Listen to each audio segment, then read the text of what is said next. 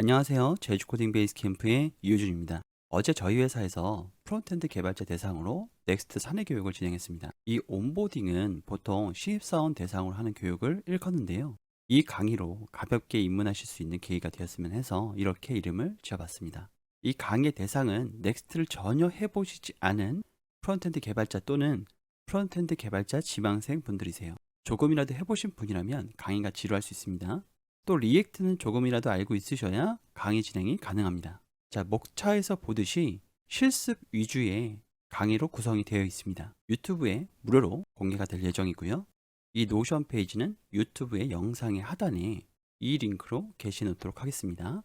자, 그럼 넥스트 소개부터 말씀을 드려보도록 할게요. 자, Next.js란 무엇인가? 라고 했을 때에 Next.js는 리액트 위에 동작하는 프레임워크이에요. 그런데 기본적으로 서버 쪽에서 페이지를 생성해서 클라이언트로 날리게 됩니다. 자, 이거를 그림으로 한번 설명해 드려 보도록 할게요. 자, 기존의 리액트 같은 경우에는 클라이언트가 프론트엔드 서버로 리퀘스트를 날리죠. 그리고 프론트엔드 서버에서 리스폰스로 프론트엔드 소스 코드를 줍니다. 그러면 이 클라이언트에서 패치 같은 통신으로 데이터를 백엔드 서버에 요청을 하고요. 그리고 이 백엔드 서버에서 데이터가 이 클라이언트 서버로 넘어가서 클라이언트에서 화면을 볼 수 있는 구조였어요. 근데 이랬을 때의 문제점은 어떤 문제점이 있을까요? 예를 들어서 SEO 같은 문제점이 있습니다. 검색 엔진 최적화요. 이 검색 엔진이 크롤링을 통해서 검색 엔진에 보여줘야 될 텍스트 같은 것들을 추출하게 되는데, 추출하려고 들어왔을 때에 URL 구조로 크롤링을 한단 말이죠. 그럼 크롤링을 했을 때 가져온 텍스트는 이 텍스트예요. 물론 요즘에 검색 엔진 성능이 좋아져서 패치까지 내부에서 실행을 시키고 그 데이터를 함께 크롤링하는 경우도 있지만, 대부분은 여기에 중점을 둔단 말이죠. 그렇다 보니까 이제 껍데기만 크롤링하는 경우들이 많습니다. 그런데 이 넥스트 같은 경우에는 클라이언트가 있고요. 이 클라이언트가 하나의 서버로 요청을 합니다. 요청을 할 때에 기존의 리액트처럼 컴포넌트 형식의 여러 가지 컴포넌트들이 있을 거예요. 이 컴포넌트들을 이 내부에서 조합하고요. 그리고 패치로 날려야 되는 데이터가 있잖아요. 그럼 이 서버 내부에서 패치를 날립니다. 그리고 가져온 값을 가지고 HTML로 빌드를 한 다음에 HTML 소스 코드를 주는 거죠. 그렇다 보니까 검색 엔진이 바로 이 소스 코드를 크롤링할 수가 있어요. 제가 화살표를 이렇게 그렸지만 이게 외부로 나갈 수도 있고 아니면 내부에서 동작할 수도 있습니다. 내부에 있는 데이터를 그냥 가져올 수도 있어요. 이거를 서버 사이드 렌더링이라고 하죠. 이거를 클라이언트 사이드 렌더링이라고 합니다. 자, 다시 텍스트로 돌아가세요. 서버 쪽에서 페이지를 생성해서 클라이언트로 주게 되는데 이걸 서버 사이드 렌더링이라고 하고요. 기존의 리액트는 패치 등을 사용해서 데이터가 왔다 갔다 해야 되는데 이런 것들이 필요가 없는 거죠. 그런데 Next.js에서도 리액트처럼 외부의 데이터를 클라이언트 쪽에서 렌더링하는 게 가능합니다. 그러니까 리액트처럼 개발하는 것도 가능하다라는 것을 기억해 주세요. 제가 좀 전에 말씀드린 것처럼 검색 엔진에서 검색했을 때 높은 순위를 기록할 수가 있습니다. 저희 서비스는 위니북스라는 서비스가 이 Next.js로 돼 있어요. 지금 여기에 있는 요 책들이 MD 파일로만 돼 있고요. 이 MD 파일을 이런 식으로 페이지로 변환해서 보여주는 거거든요. 그렇다 보니까 저희는 구글 애널리틱스가 붙여져 있는데요. 여기 인사이트를 보시면, 자, 밑으로 들어가 보도록 하겠습니다. 여기에 게재 순위가 이렇게 들어가 있죠. 대부분의 검색 키워드의 게재 순위가 굉장히 높은 편에 속합니다. 그래서 저희 회사에서는 내부적으로 앞으로 런칭되는 서비스들은 이 Next.js를 많이 사용을 할 것 같습니다. 자, 개발 생산성, 파일만 생성하면 URL을 자동 생성합니다. 그래서 이 서비스 같은 경우에도 지금 이 URL이, 자, 제가 메모장에 지금 붙여넣기를 했는데요. 이 URL이 베이스캠프 자바스크립트 폴더 안에 챕터 01 폴더 안에 01-3.md 파일을 읽어와서 이렇게 보여주는 거예요. 자, 지금 베이스캠프 자바스크립트 안에 들어와 있는데요. 여기 안에 지금 01-3이죠. 01-3입니다. 여기를 읽어와서 지금 여기서 이렇게 보여주고 있다는 거죠. 같은 텍스트입니다. 그러니까 파일만 생성하면 URL 생성이 된다는 거예요. 그리고 빠르죠. 왜냐하면 서버에서 전부 다 렌더링해서 가져오잖아요. 클라이언트에서 가져오려면 프론트엔드 서버를 한번 갔다가 데이터 가져오고 또 여기서 패치 돌려갖고 다시 백엔드 서버로 가서 데이터 가져와야 되는 이런 절차를 거쳐야 되는데 그렇지 않다는 거죠. 그리고 검색에 유리합니다. 그리고 유연한 배포가 가능해요. 벌셀이라고 하는 클라우드 회사가 있는데요. 거기서 만들었어요. 그래서 간편한 배포가 가능합니다. 여기서만 간편한 배포가 되는 게 아니라 AWS 같은 곳에서도 간편한 배포가 돼요. 자, 노드가 설치되어 있어야 됩니다. 우선 노드를 설치할게요. 자, 노드라고 구글에서 검색을 했고요. 눌러서 현재 버전 20.14 버전이네요. 이거 다운로드 받아서 설치하도록 하겠습니다. 자, 다운로드가 다 됐고요. 이렇게 실행을 시키도록 하겠습니다. 자, 넥스트 눌러서 설치를 다 하도록 할게요. 넥스트, 넥스트, 넥스트, 넥스트, 인스톨. 자, 설치되고 있는 동안에 제가 여기다가 새 폴더 하나 만들도록 하겠습니다. 이름은 테스트라고 적고요. 여기를 기준으로 비주얼 스튜디오 코드를 열도록 할게요. 그리고 나머지 열려져 있는 창들은 모두 다 닫도록 하겠습니다. 닫고요. 여기도 나머지는 다 닫도록 하겠습니다. 요것만 열어놓을게요.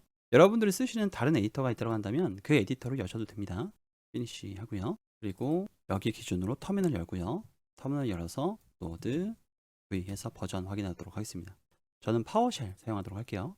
여기서 에디터에 대한 설명을 해드리진 않습니다. 네, 여기서 노드 V 하면 20.14.0 버전이 나오죠. 자, 프로젝트 생성을 한번 해보도록 하겠습니다. npx create next app 그리고 latest 현재 폴더 안에 이 next.js 프로젝트를 생성하겠다는 명령어예요. 복사해서 Shift Insert 눌러서 가져오도록 하겠습니다. 자, Y 누르고요. 자, 타입스크립트 사용 안 할 거고요. 여러분 들으시는 분들 중에서는 타입스크립트를 안 하시는 분들도 많으실 거예요. 그리고 ESLint도 사용하지 않도록 하겠습니다. 그리고 테일윈드도 사용하지 않도록 할게요. 테일윈드 굉장히 만족도 높아요. 그 src 디렉토리도 사용하지 않도록 하겠습니다. m라우터는 사용하도록 하고요. 나머지는 다 노입니다. 네, 이렇게 해서 생성이 됐습니다. 자, 그러면 npm run dev로 서버를 구동시켜 보도록 할게요. 네, 설치가 다 됐고요. Shift Insert 누르고요. 실행이 됐습니다. 이거를 실행시켜 보도록 할게요. 자, 이렇게 나오면 성공하신 거예요. 자, 폴더 구조를 설명해 보도록 할게요. 그런데 우리가 노를 다 했기 때문에 필요한 모든 폴더들이 다 생성이 되지는 않습니다. 가볍게만 봐주시면 되겠어요. 여러분들이 이미지 같은 걸 넣게 되시면 이 퍼블릭 폴더에 들어가게 됩니다. 이 퍼블릭 폴더에 넣어주셔야 돼요. 저희 위니북스 페이지에 이미지들이 어디 들어가 있는지 한번 보여드리도록 할게요. 다시 열었고요. 여기 이제 이미지들이 중간중간에 있단 말이에요. 예를 들어서 이런 이미지들이요. 그럼 이런 이미지가 어디에 있냐면 이 이미지스 폴더가요. 자, 이건 닫아놓고요. 지금 퍼블릭 안에 이미지 폴더 안에 베이스캠프 네트워크 챕터 13 이런 데에 이제 이미지들이 있는 거예요. 지금 여기는 챕터 01이죠. 여기 챕터 01에 1-3 요거네요. 요겁니다. 요거는 밑으로 내려놓을게요. 그래서 퍼블릭에는 그런 이미지들이 들어가게 되고요. 그리고 노드 모듈은 모듈이 들어가 있고요. 앱은 기본적인 페이지들이 들어가 있는데요. 일단은 요거 다 비워놓고 저희가 실습을 할 텐데 레이아웃은 전체 골격을 나타냅니다. 그래서 레이아웃 안에 page.js가 있는 형태라고 생각해 주시면 돼요. 여기 HTML 있죠? 그리고 이 바디가 있는데 이 바디에 이 children이 어디 있냐면 이 page.js에서 레이아웃이 page.js를 포함하고 있는 형태가 되는 거죠. 그리고 이 page.js의 CSS는 page.module.css 이 파일입니다.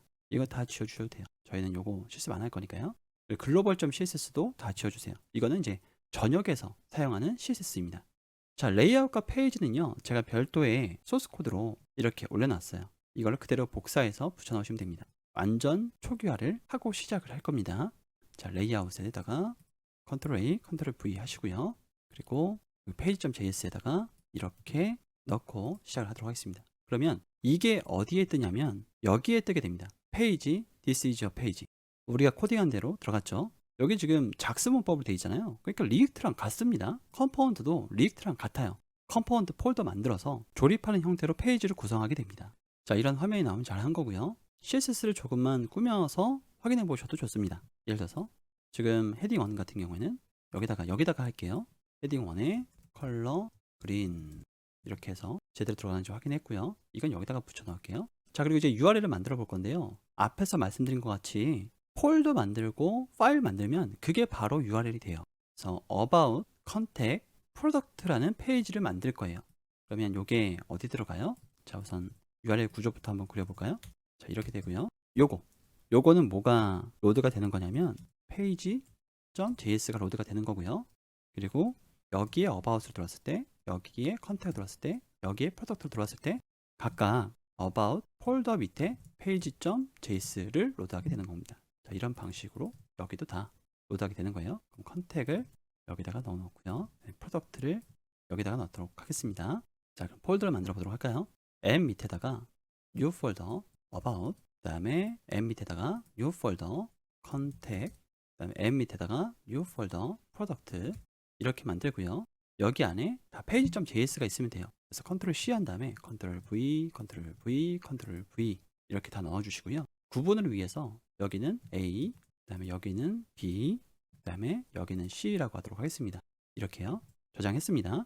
자, 글자 크기를 조금만 더 크게 해볼까요? 이렇게요. 네. 이 정도가 적절할 것 같아요. 지금 폴더가 생성된 폴더 트리를 한 번 더 확인을 해주세요. 자, 그러면 여기서 슬러시 about 페이지로 왔죠? 그 다음에 컨택, 그리고 프로덕트 이렇게 하면 다 만들어진 것을 확인하실 수가 있습니다. 자, 링크 연결하기 전에 여기 이렇게 about killing 이렇게 여러 개의 연결되는 URL을 만들고 싶다고 한다면 폴더 안에 폴더 만들어 주시면 돼요. 그러니까 프로덕트 안에 new folder killing 이렇게 만들고요. page.js를 여기다가 붙여넣고요. 여기다가 killing. 자, 이렇게 넣으면요. 프로덕트 안에 슬러시하고 killing이 들어가게 됩니다. 나오게 되죠. 자, 이번에는 링크 연결을 해보도록 하겠습니다. 그러니까 클릭했을 때 그 페이지로 이동할 수 있도록 만들 거예요. 이렇게 변경해 주시면 각각의 페이지로 이동할 수가 있습니다. 지금 프로덕트에 파우치도 있네요. 그래서 파우치도 여기서 만들어 주도록 하겠습니다. new folder 파우치, 그리고 이것도 여기다가 넣고요. 자, 복사 붙여넣겠어요. 그리고 파우치 이렇게 넣도록 하겠습니다. 그럼 URL은 다 만들어졌고요. 이거는 앱 밑에 있는 바로 page.js 여기다가 넣어 주셔야 되죠. 이렇게. 자, 여러분 헷갈리실 수 있기 때문에 위에 건 지워놨고요. 요거 하나만 남겨놨습니다. 자, 그러면 앱 바로 들어가게 하려면 이렇게 슬러시만 넣어주시면 되죠. 그러면 눌렀을 때 이렇게 about 페이지로, 프로덕트 페이지로, 그 다음에 키링 페이지로 이동하는 것을 확인하실 수가 있습니다. 여기 넥스트 링크라는 것을 사용해서 이동을 하게 했죠.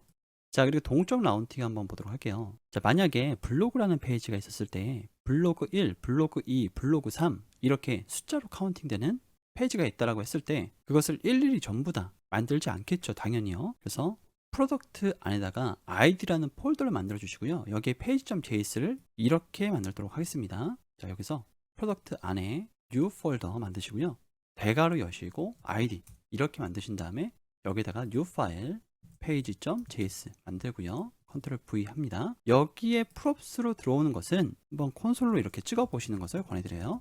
여기에 있는 파람스의 id를 가져오게 되면 슬러시 뒤에 있는 값을 가져올 수가 있습니다. 자, 그러면 이제 프로덕트의 파우치가 아니라 프로덕트 1 이렇게 하면 파람스가 1 들어온 것을 볼 수가 있죠. 2 누르면 2로 들어온 것을 확인할 수가 있어요. 자, 여기에 지금 들어온 props가 찍히는 것을 확인하실 수가 있죠. 이렇게 들어와 있습니다. 그러면 이제 DB랑 통신하면서 또는 fetch로 데이터 날리면서 여기다가 로드해 주면 되겠죠.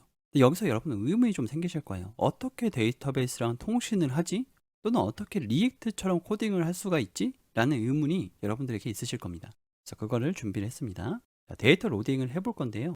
세 가지 스텝을 나눴어요. 일단은 컨스트로 이렇게 직접 데이터를 넣어서 사용하는 방법을 이렇게 해봤고요. 그 다음에 이걸 기반으로 API를 활용한 데이터 로딩을 만들어 봤습니다. 이렇게 하면 REST API처럼 사용을 할 수가 있습니다. 굉장히 간단하죠. 자, 그리고 이 데이터를 기반으로 패치를 날려서, 그러니까 기존의 리액트처럼 클라이언트가 이 코드를 요청해서 이 코드를 받았고요. 이제 서버로 이걸 요청을 하는 거예요. 이걸 요청해서 이걸 받는 코드를 작성을 해볼 거예요. 이게 두 번째 스텝이고요. 그 다음에는 Next.js의 방법으로 서버 쪽에서 아예 전부 다 처리해서 클라이언트를 남겨주는 방법을 확인해 보도록 하겠습니다. 그리고 네트워크 탭을 확인해 보면서 이게 어떻게 다른지에 대해서도 말씀을 좀 드려보도록 할게요. 자, 우선 첫 번째, 이렇게 변수를 선언하는 방법입니다. 자, 프로덕트 디테일이라는 컴포넌트를 생성을 했고요. 여기서는 프로덕트에서 find 해갖고 데이터를 찾은 다음에 그거를 name과 description을 출력하게끔 해놨습니다. 자, 이거 그대로 복사해서요. 여기다가 붙여넣을게요. 지금 프로덕트의 id 폴더에 page.js입니다. 여기다가 붙여놨습니다. 이렇게요. 저장했고요. 자, 들어가 보도록 하겠습니다. 그러면 들어갔을 때에 1번 키링, 2번 파우치, 3번 스티커가 나오는 것을 확인하실 수가 있죠. 그리고 4번으로 접속했을 때는 제품이 없습니다 라고 출력되는 것을 확인할 수가 있어요. 그런데 이거를 자, API를 활용해서 통신을 하도록 해볼게요. 그럼 우선 API를 먼저 만들어야 되겠죠. 요거 설명하기 전에 요거부터 먼저 말씀드려 보도록 할게요. 클라이언트 사이드 렌더링 방식입니다. 기존의 리액트에서 사용하던 방식이에요. 이 방식은요. 요거 그대로 복사해서요. 앱 폴더에 API 폴더를 만들고요. API 폴더 안에 product라는 폴더를 만들고요. 이 폴더 안에 route.js라는 파일을 만들어서 제가 작성한 코드를 여기다가 붙여놔 주세요. 자, 이 방식은 get 방식으로 요청이 오게 되면 이 데이터를 JSON 형태로 보내게 됩니다. 리스폰스로 JSON 형태로 보내게 돼 있죠. 자, 이렇게만 저장을 해주시고요. 여기로 들어와서 이거 그대로 복사해서요. 여기다가 붙여넣고요. 여기다가 API 슬러시 프로덕트. 자, 이렇게만 입력을 하시면 JSON 형태로 통신이 되는 것을 확인할 수가 있습니다. 이것도 너무나 간단하게 이 API 구성이 가능하죠. 자, 그러면 이 데이터를 받아와서 렌더링 해주게만 하면 돼요. 자, 다른 건 다 닫고요. 지금 열려있는 페이지가 너무 많으니까요. 헷갈리실 수 있어서 다 닫겠습니다. 지금 어디 수정해야 되냐면 프로덕트의 id의 page.js 여길 수정해야 돼요. 어디서 데이터 받아와서요? 앱의 API 프로덕트의 route.js에서 통신을 해서 데이터를 받아와서요. 그럼 여기서 어떻게 수정을 해줘야 되냐면 밑으로 들어가 봐서요. 자, use 클라이언트 이 키워드가 굉장히 중요한데 이렇게 사용하면 클라이언트 사이드 렌더링을 하겠다라는 겁니다. 그러니까 기존 리액트처럼 사용하겠다는 거예요. 이렇게 사용할 이유는 많지 않습니다. 그렇다고 사용을 안 하는 건 아니고요. 다 각각의 장단점이 있어요. 사용자의 반응을 봐야 될 때는 use 클라이언트를 사용하셔야 됩니다. 그러니까 폼 같은 거요. 요거를 복사해서요. 붙여 넣을 건데 그 전에 코드 한번 보도록 하겠습니다. 자, 여기서 중요한 점은 요거죠. use 이펙트의 fetch로 API 프로덕트로 통신을 할 건데 JSON으로 받아와서 이 데이터에서 우리가 원하는 데이터를 찾아서 set product로 이 프로덕트를 설정하고 있죠. 그럼 그 밑에 나오는 여기에 프로덕트 네임, 프로덕트 디스크립션은 여기서 찾은 데이터가 될 거예요. 자, 이거 그대로 붙여 넣고요. 여기다가요. 이렇게 붙여 놨습니다. 저장하고요. 자, 그러면 어떤 방식이 되느냐? 여기로 들어와서요. 여기서 2번을 한번 통신해 보도록 할게요. 그럼 파우치가 나왔죠? 그런데 살짝 미묘하게 속도가 늦고요. 그 다음에 컨트롤 시프트 I를 눌렀을 때에 자, 네트워크 탭에서 한번 보도록 하겠습니다. 리프레시를 누르면 자, 패치된 데이터만 한번 보도록 할게요. 패치된 데이터로 가져와야 돼요, 데이터를. 그러니까 기존의 리액트와 방식이 같다는 거죠. 이렇게 할 이유가 없습니다. 왜냐하면 데이터를 주는 것도 프론트엔드 소스 코드를 주는 것도 모두 다 동일하게 백엔드 서버라는 거죠. Next.js 서버입니다. 요거는 앞에 방식하고 같아요. 그런데 API로 받아와서 링크를 생성하겠다는 거죠. 요것도 한번 보고 가도록 하겠습니다. 이거는 src의 앱의 프로덕트의 page.js죠. 자, 프로덕트의 page.js 여기죠. 이렇게 놓으면은 프로덕트에서 받은 데이터를 가지고 이 링크를 생성하겠죠. 컨트롤 S 눌러서 저장했고요. 여기서 프로덕트로 접속을 하면 이렇게 키링 파우치 스티커를 출력하고요. 역시나 fetch로 이 데이터를 받은 것을 확인할 수가 있습니다. 자, 이번에는 SSL로 변경을 해보도록 하겠습니다. 이렇게 변경을 할 건데요. 여기서 핵심은 뭐냐면 요거예요, 요거. 지금 fetch가 밖으로 빠져나왔고요. 또 위에 use client라는 키워드가 없어졌죠. 이렇게 하면 백엔드 서버에서 이 fetch를 날려서 데이터를 완성한 다음에 사용자에게 이걸 주게 됩니다. 자, 이걸 복사해서요. id 폴더 밑에 있는 page.js에다가 붙여놓도록 하겠습니다. 자, 저장했고요. 다시 돌아와서요. 이거는 지우도록 할게요. 여기서 프로덕트하고 슬러시 1 이렇게 해볼게요. 자, 그러면 키링이라고 들어왔는데요. fetch가 있나요, 없나요? 없죠. 5를 한번 보도록 할게요. 여기서 fetch에서 들어온 코드가 없어요. 뭐가 들어온 거예요?